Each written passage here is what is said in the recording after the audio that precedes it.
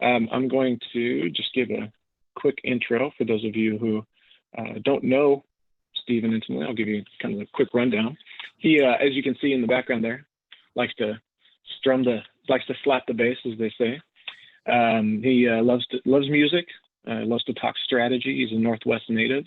And he apparently is a big fan of Disneyland, which I'm sure he's kind of been bummed lately just because they're not open, but soon you'll be able to do that. He's also a little bit of a ping pong aficionado, which I'm hoping to throw down with him at some point, because I've played ping pong with some of those other guys over at Gravitate. They're pretty good, so I'm guessing Stephen's got some skills too. So speaking of which, Stephen is the senior digital strategist at Gravitate. That's a local agency here in Vancouver. And today, Stephen's going to talk to us a little bit about why your tracking in Google Analytics is wrong.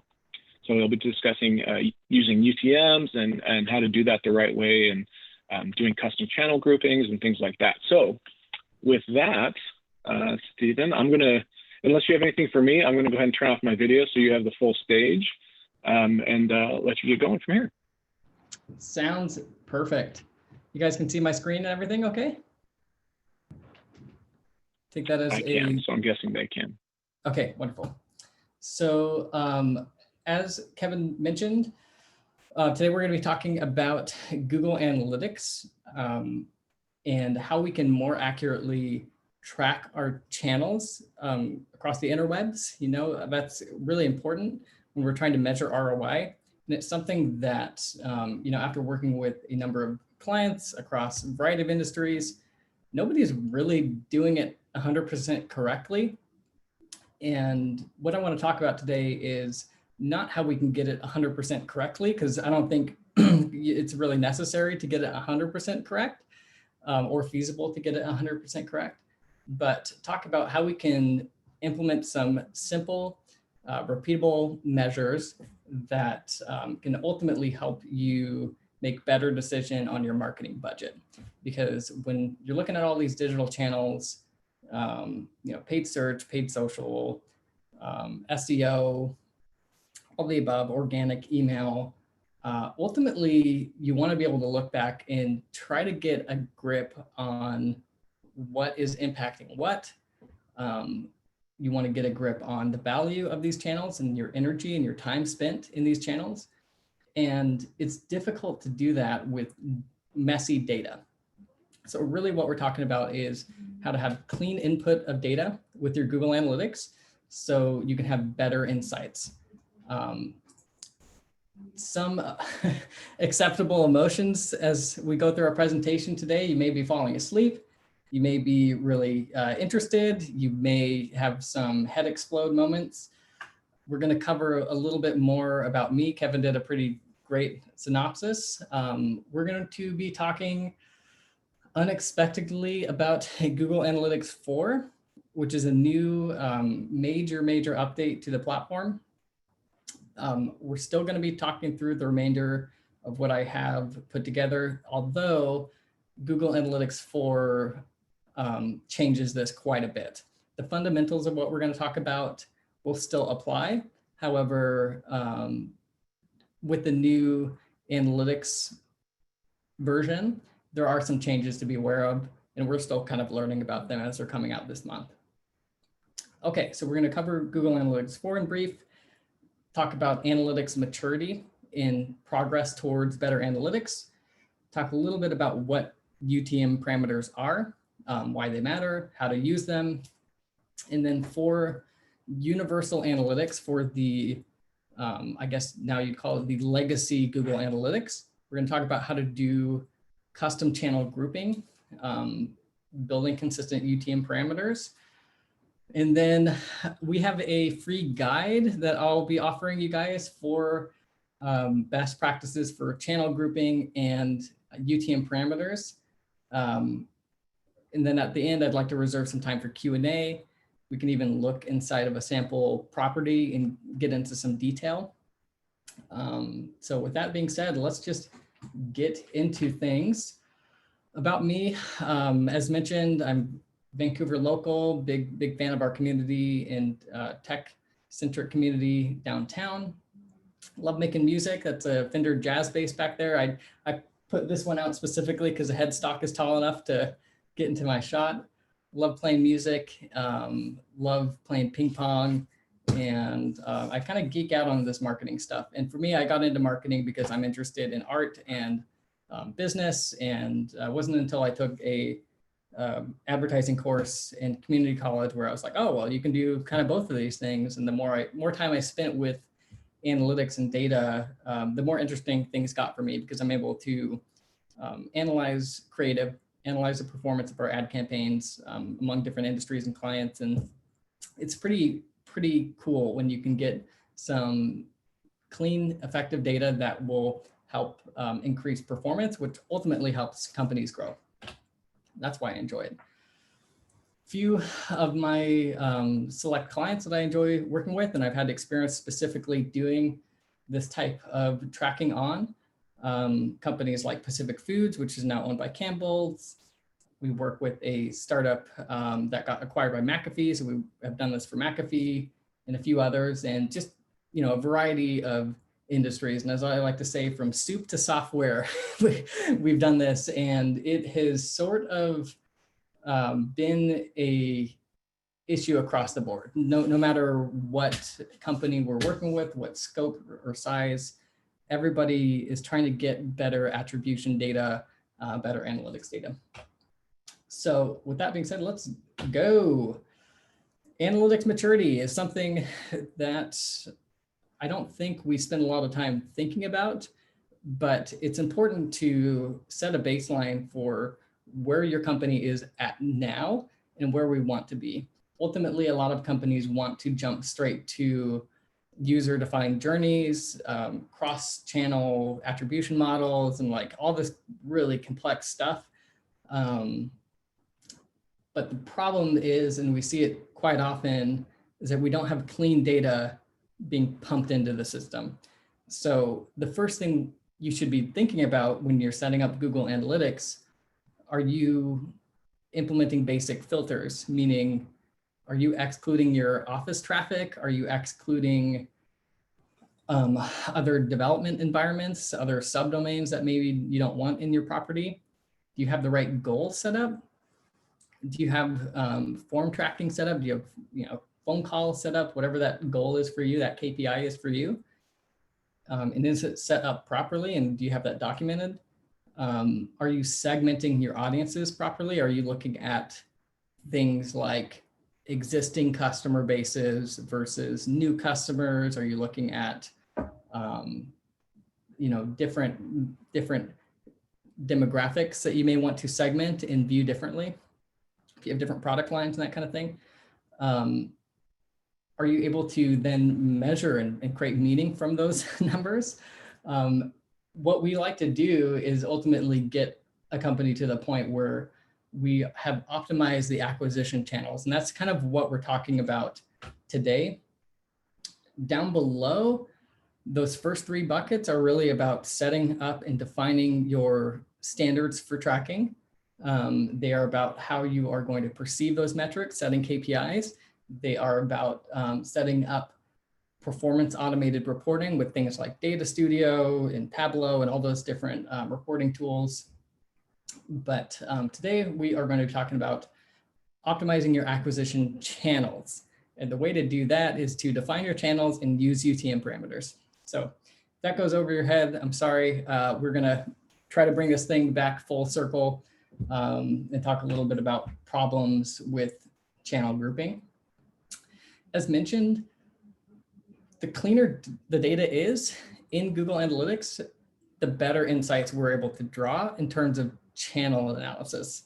Google Analytics is not perfect. They are just trying to do their best, meaning if you have traffic coming in from search, from email, or from a shopping platform, analytics, by default, I mean, sometimes, especially if it's advertising, they will know where that traffic's coming from.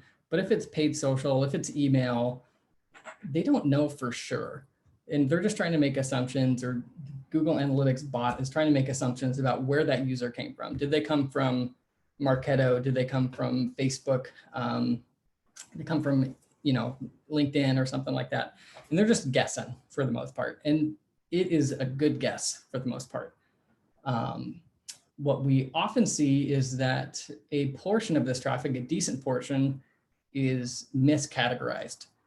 And that's really the problem that we're trying to solve, is how can we get the clean channel data into analytics so we can analyze that channel performance better. Google Analytics 4 launched this month, and I was prepping for my presentation and just started digging in yesterday because I didn't really think it, didn't really hit my radar until yesterday when I was working on an account.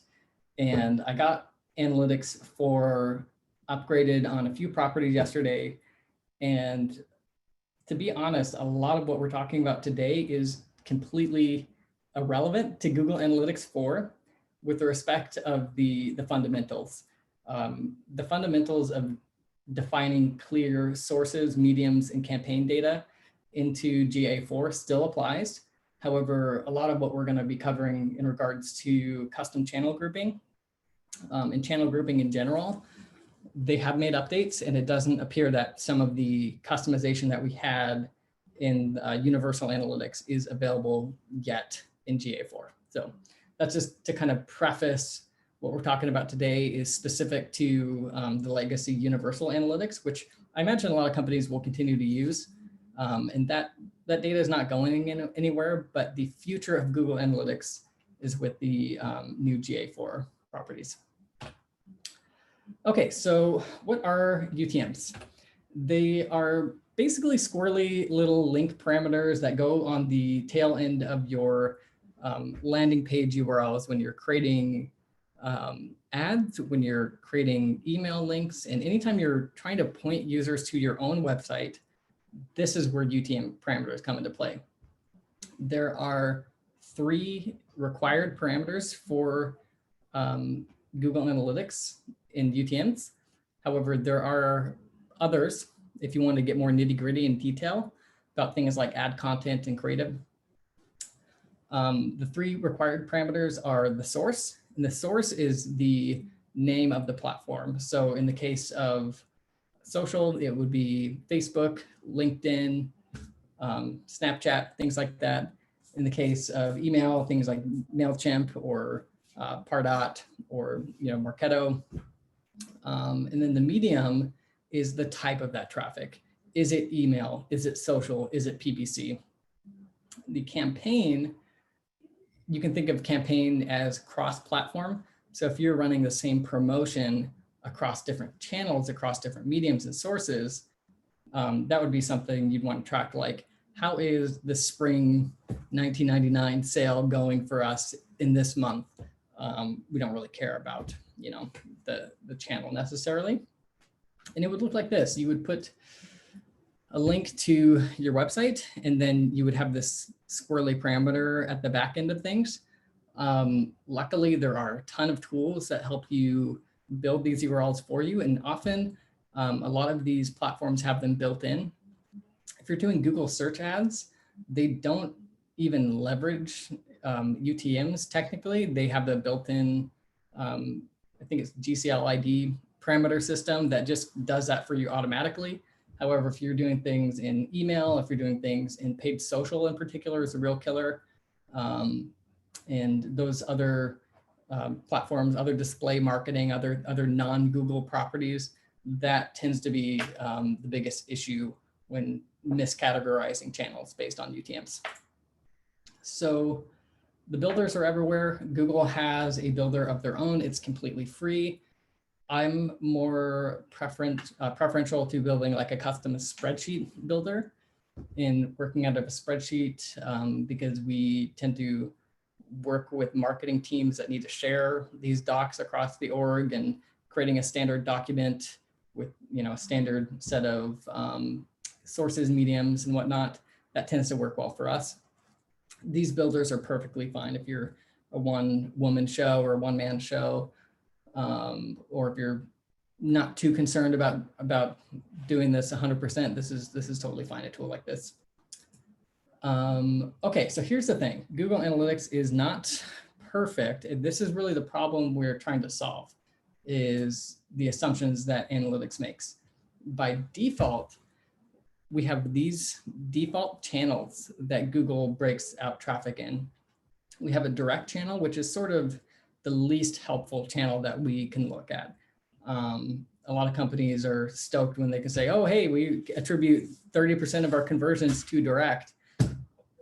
You know, what does that necessarily mean? Does that mean that people are typing in your URL into the browser and going there directly, or finding you at an event or something? You know, maybe.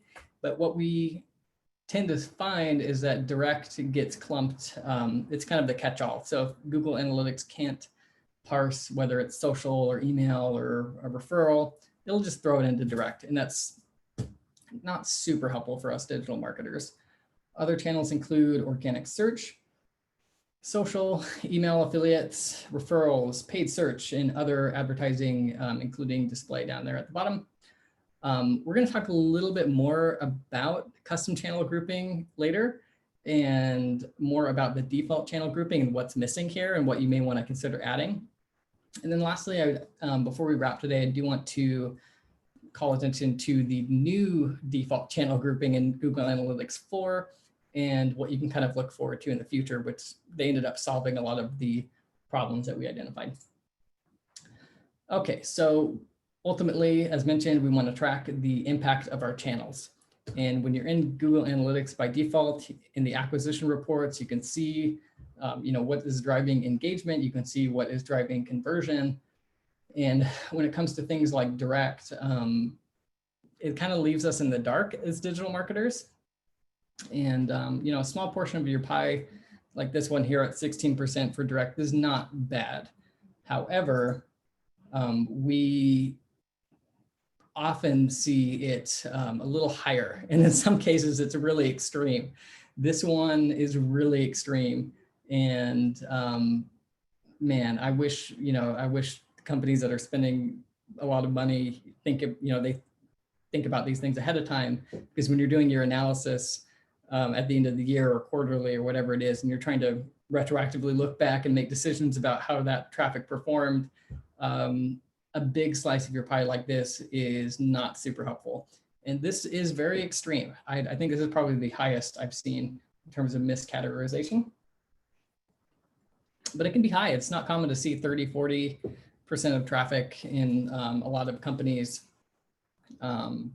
whether because they're not using UTMs, they're either not excluding internal traffic. There's a number of reasons that can kind of contribute to this, but ultimately we want to make this pie a little healthier and to be able to see, you know, is this paid search? Is this paid social? Is this social, organic search? You know, all the above, and be able to kind of infer insights better.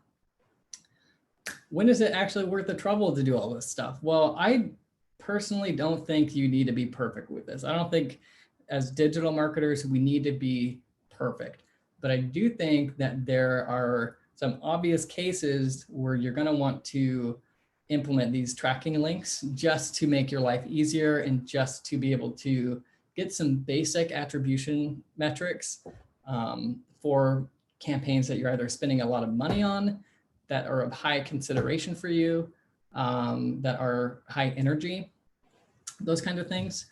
I would say, you know, spend the extra 5-10 minutes and just get these links built. Once you set a standard for how you are setting up your mediums and your sources and whatnot, it really should be pretty plug and play and should not be that big of a deal. Again, when you're using things like Google Ads, no need to really worry about UTM parameters. It does a lot of that tracking for you. And then when you're doing advertising on things like Facebook or things like Pinterest, that's kind of when things get really squirrely, is when you go off the Google network, so to speak. UTMs can also be super helpful for quantifying decisions around your ad creative. So if you wanted to specify sessions by the ad type or the placement or the copy, landing pages, etc., you can specify those in a content parameter or an additional parameter in the link. So you can track sessions, not just on the channel level, but actually on the ad level and the placement level, which can be really helpful, and not just relying on the ad platform's native reporting, which tends to veer a little bit from Google Analytics. So it's helpful to have both platforms to look at when you're making decisions. Okay, we talked a little bit about the default grouping channels, and I want to look at these channels again and talk a little bit about why they don't really work with modern marketing. And when these channels were created, it was a different world. I think things were a little simpler for digital marketing. And as we have added more advertising networks, platforms, Google Analytics has not really caught up until this week. So there are some big updates this week that we'll look at. But if you're using the legacy Google Analytics, the universal analytics, it's still not up to date. Even with the new analytics, there are some use cases where custom channel grouping would be necessary or would be valuable. What you can do with Google Analytics, the universal analytics, is leave your default groupings, but add additional custom channel groupings where you can break out other channels and use in combination with the UTM parameters to group your traffic based on the way that you're advertising and the way that you're marketing. So what is missing in the default channel groups?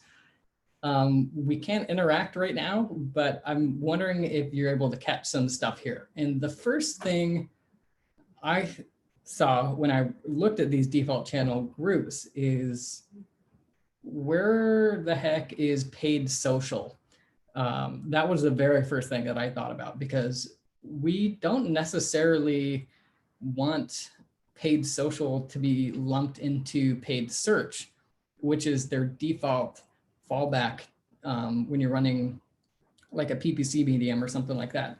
I don't think that's really helpful for us, because they're two completely different sets of intent when you're marketing on search, compared to when you're marketing on social. So paid social is missing. For a lot of companies, programmatic may be missing, connected TV may be missing, audio may be missing. There are a bunch of different digital channels that didn't quite exist or weren't really prevalent at the time of these default channels being created. And let's skip ahead a little bit. And now that we have all these different channels, it is necessary to break things up a bit. In particular, when you're looking at organic and some of these subsets of channels, sometimes you want to break things out an additional step. So in the case of organic search, if you are an SEO head, you may want to track your Google My Business and your Bing Local and all of your map traffic apart from your organic listings, meaning that 3-pack with the map, you may want to track that as a local organic session. And then anything that's a ranked position below, you may want to track that as an organic session. When it comes to the paid search, maybe you want to track branded versus non-branded terms when it comes to paid search, and add certain keywords or negative keywords to try to track your paid search channels by branded and non-branded, things like that. Other more trendy platforms, OTT, over the top, and connected TV stuff, there's not a channel for that necessarily. There's not a channel for audio services running ads on Spotify, Pandora. The list kind of goes on. So as your business advertises and markets, that's where you can start to define these channels with universal analytics, set up some good definitions, set up UTMs that match those definitions. And when I'm talking about definitions, when you are in an account, which I think it would be helpful just to look at a test account here. When you're in an account and you're creating these custom channel groupings, they are defined. You have a number of ways to define these channels.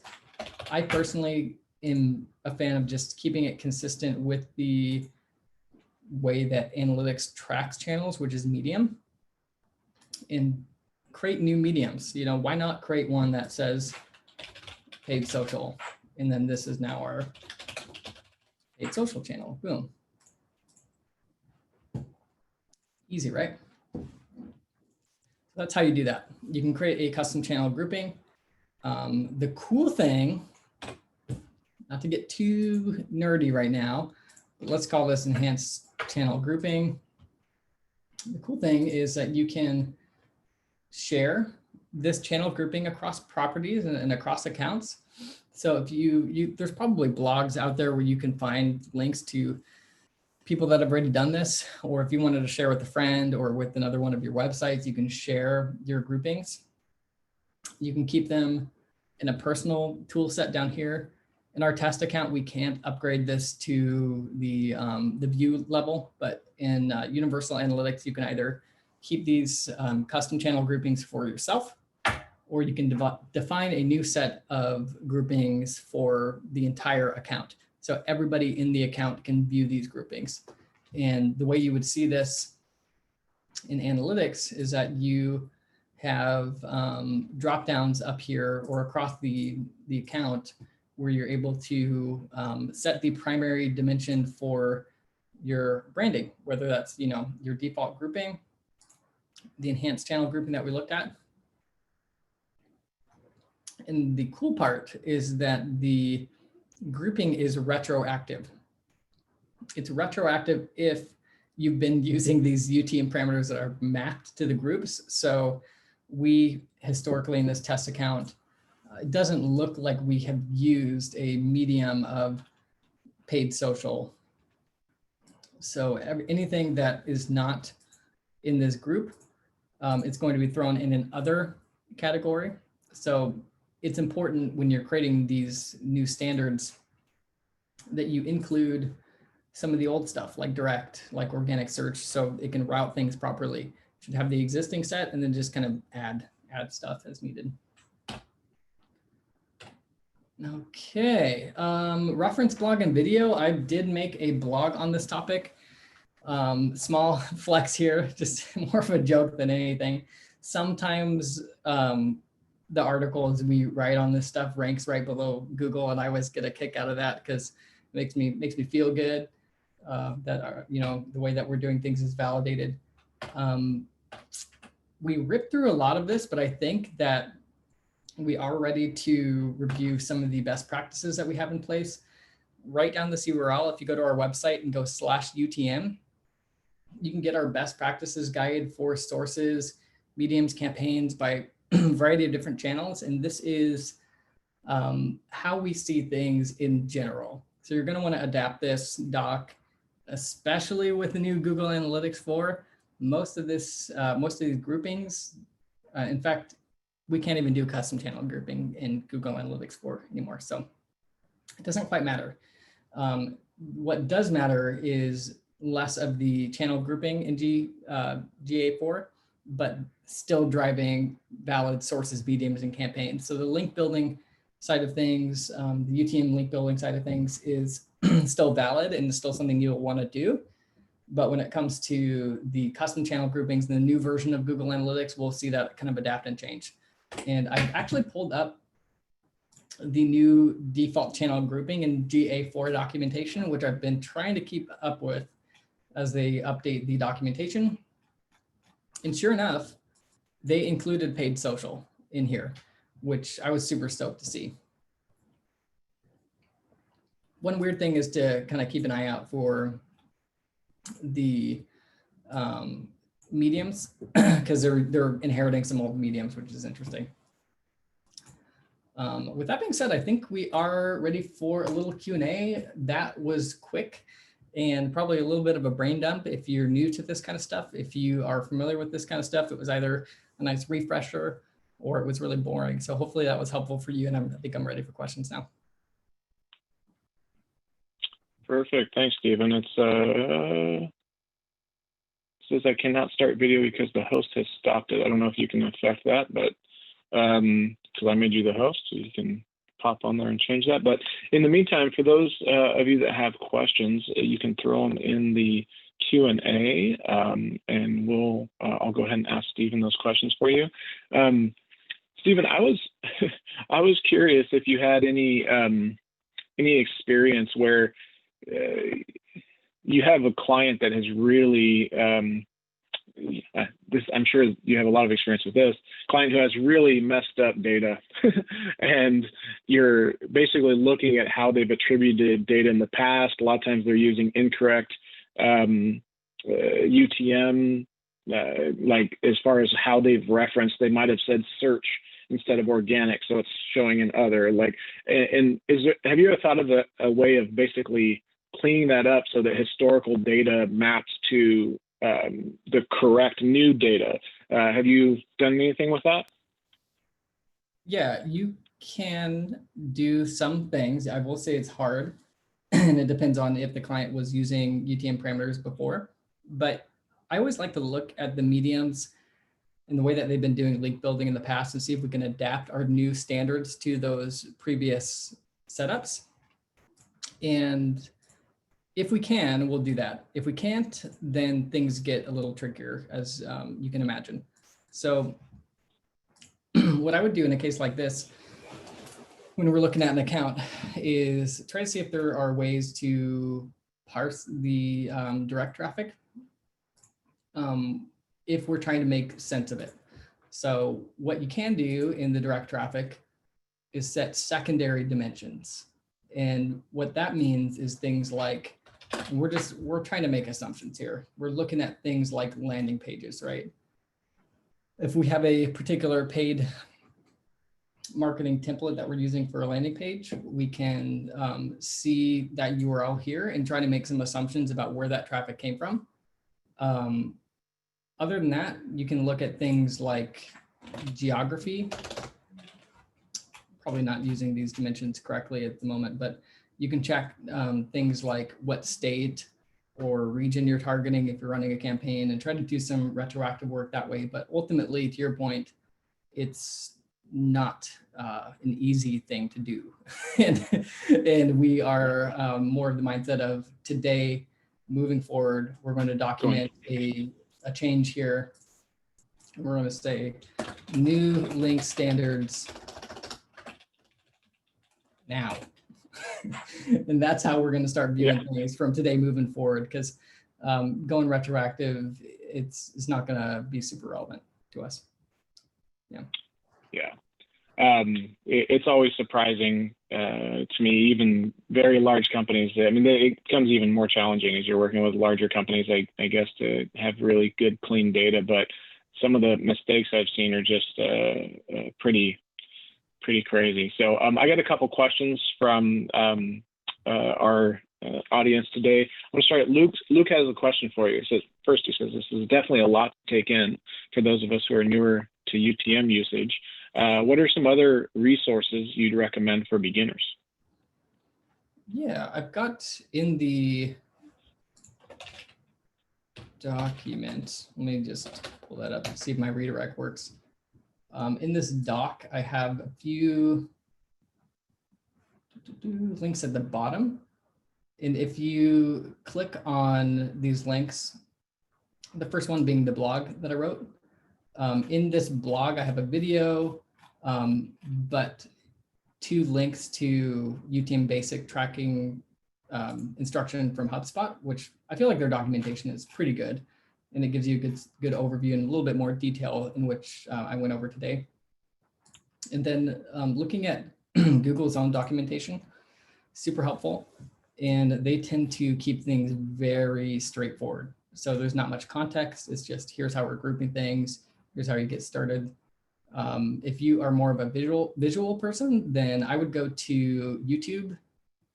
And I've been a fan of this guy called Measure School. I'm sure he has a UTM parameter video. Here we go. This guy's pretty good. I like his stuff quite a bit. Nice. Matt had a question. Matt says, what is the best way to visualize Google Analytics? And do you have any examples of a Tableau data visualization, or do they do all visualizations with Google Analytics? I personally am a fan of Data Studio. So I use Data Studio for all of our reporting. And if you give me a second, I can pull up an example of that. Here.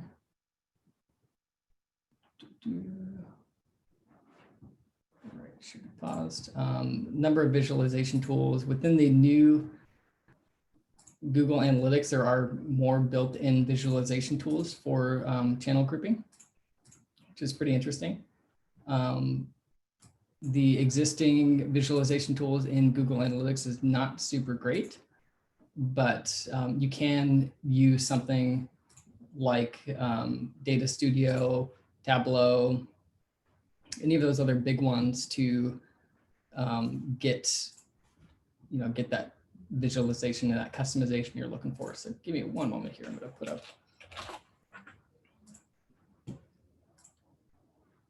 All right. Yeah, I like Data Studio too.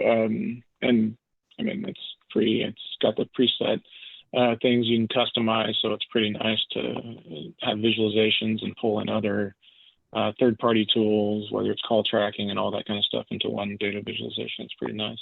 For sure. Yeah, so Data Studio is an example where you can create custom tables. And you can see in this acquisition report, I've built a table where I can drill down from source to medium and channel. So there are a number of different tools that exist out there that you can use to sort of visualize and interact with your data in interesting ways. And the cool thing with Data Studio, that it is dynamic, meaning this is going to update every day, every hour. And you can set a predefined date range here. So we're looking at sample data from September, for example. So that's how I like to look at things. And to take things a step further, I know this isn't a Data Studio lesson, but you can schedule these reports, meaning you can, I believe, share, and maybe I don't have the, let's see here, download this PDF. Maybe I don't have the permissions on this one right now in my personal account, but you can schedule emails with these PDF deliveries, and that's kind of fun for people to just get these insights automated, which is kind of what we were talking about up here when we get to performance automation, is how can you make your life easier looking at KPIs so you can spend more time on the insights and kind of the analytics side of things, if that makes sense. Nice. I got a question from Sunil. I hope I said it right. They're asking, does GA4 make it easy to set up and track custom events, say for e-commerce? And then he also said, what's the role of Google Tag Manager with GA4? So the role of Tag Manager in Google Analytics 4 is essentially getting the code on the site. In fact, I have a version of GA4 here that I just installed on our site that I was looking at and messing with this morning. But essentially, Tag Manager just holds the property ID. You can put the GA4 script on the site without Tag Manager, no issue at all. When it comes to event tracking, everything in GA4, from what I understand, is completely codeless, meaning it is similar to what you would see out of a tool like Heap Analytics, or it's more similar to a tool like Full Story, in that every single interaction in the DOM, in the browser, will be tracked automatically. No need to predefine events if you don't want to, but it will track every interaction, every click, video, play. I think there's a default set of events that are in the documentation. Let me here, let's go back here, back. And let's see, resources. There's a bunch of good documentation that's always pretty hard to find about the predefined events. And a lot of them are predefined by Google, meaning that you are able to track things like video clicks, things like downloads, external link clicks, a bunch of things that you would previously have to define in Tag Manager or in a different method is now automated and fully tracked just within the browser, which is pretty crazy and it's something I'm still trying to wrap my head around. Awesome. I got a question here from David, Mr. Port. It's a little longer, so it says, I have a client with an enormous amount of direct traffic and conversions, and we've analyzed various UTM usage, also cross subdomain tracking, correct paid search and social tracking, email campaigns, secure to insecure to secure URLs over internal links, yet major direct traffic persists, and we suspect client may have external traffic links set up with partners years ago that no one currently knows about. Question is, any ideas to somehow identify if external untagged traffic is indeed the culprit, or any other ideas? Yeah, that's a very specific question. I think I can actually help you out. So the short answer is within Google Analytics, not really. You could try to look at referring domains in Google Analytics and see what you can suss out from that angle. But if you are curious that perhaps a client has referring domains that are not tagged, one other angle would be to look at an SEO tool like Moz or SEMrush or Ahrefs or something like that, and look at the backlinks and look at the target URLs of those backlinks. That may help kind of clean up some of that concern of maybe having partnered URLs or PR articles or that kind of thing pointing to the website. Ultimately, what you would want to do with those URLs is categorize them as referral or affiliate, depending on how they fall into your categories. So hopefully that answers your question. It's not a very easy thing to analyze. Yeah, that's definitely becoming a detective and figuring some of that stuff out. We recently had a client that we brought on that we detected that their previous agency was sending traffic to their sites and using UTMs to categorize traffic, making it look like they have increased their traffic over time. And yeah, it was quite interesting as we discovered that and said, okay, yeah, all of a sudden all this traffic dropped at a certain point.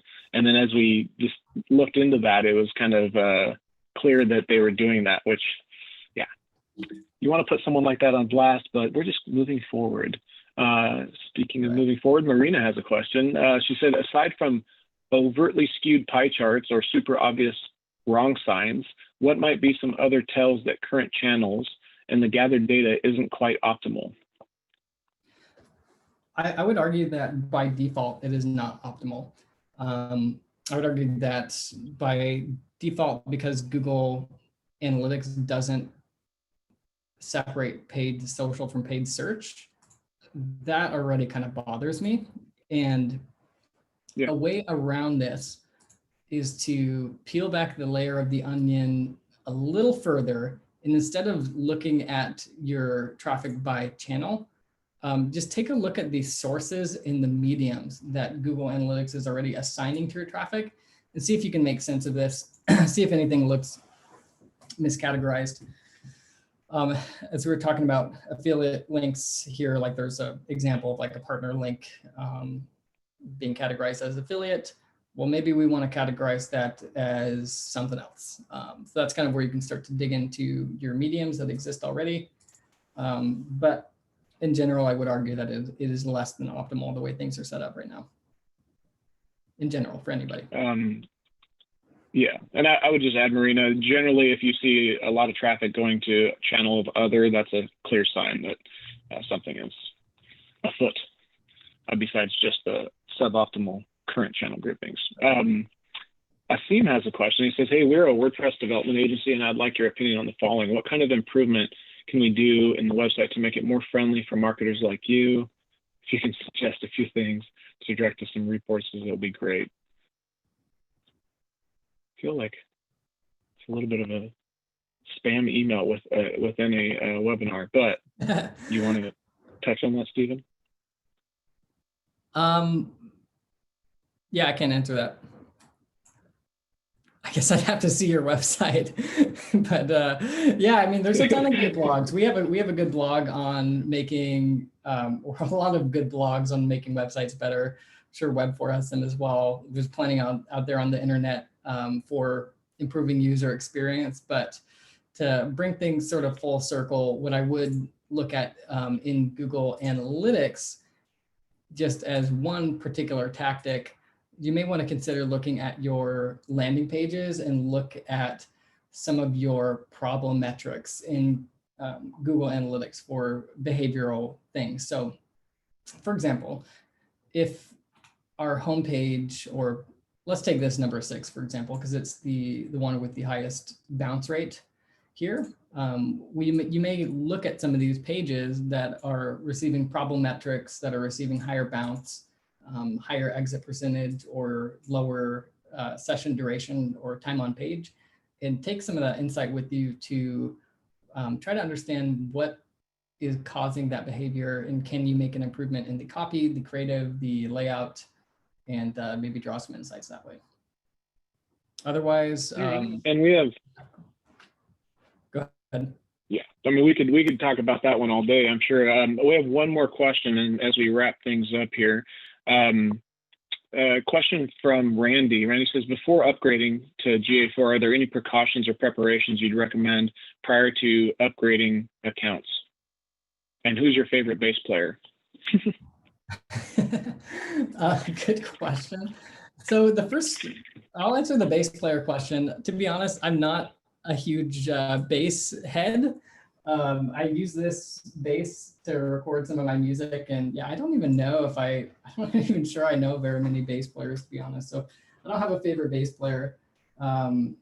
For analytics and upgrading the account, there are a bunch of things to think about. One thing to know off the bat is that upgrading your account does not impact your existing property. So you can create a new account, or new property rather. You can start to mess around with it and play with it without impacting your old property. What I will say is that you'll need to spend some time wrapping your head around the way that they're thinking about user-centric metrics, cross-device centric metrics, the way that you're goal tracking, all that is thrown out the window. So the way that you've been doing it, all of your conversion tracking, you're going to need to rethink all that up and get that set up. Things like integrating the new property with your Google Ads account. There is sort of a laundry list of things to go through. However, they make it fairly easy on you. So in your admin panel, there is a setup assistant, and it will walk you through a flow. Obviously, the first thing you're going to want to do is set up your stream of data from the website or app or whatever. And then down the list, you can get into things like custom event measurement, and how you're customizing the property, setting up goals, and that sort of deal. But overall, things are much different. So the only preparation I would say is time. Make sure you have enough time to really think through this. Awesome. Well, again, Stephen, I want to thank you for coming and giving your presentation today. I really appreciate your time, and I think this was super valuable. We're recording it, and we'll publish it, share the video with you and whatnot, and go from there. Yeah, anything else before we sign off? No, that's everything I wanted to cover. Hopefully everybody's excited to go get some lunch now, take a little break if you have the time for it, and appreciate everyone's time today. Feel free to reach out to me via LinkedIn or any other way that you can get in touch with me if you wanted to follow up and ask more questions. Well, we really appreciate you presenting today, Stephen. Have a great day, and we look forward to talking with you soon. Awesome. See you later. We'll see you.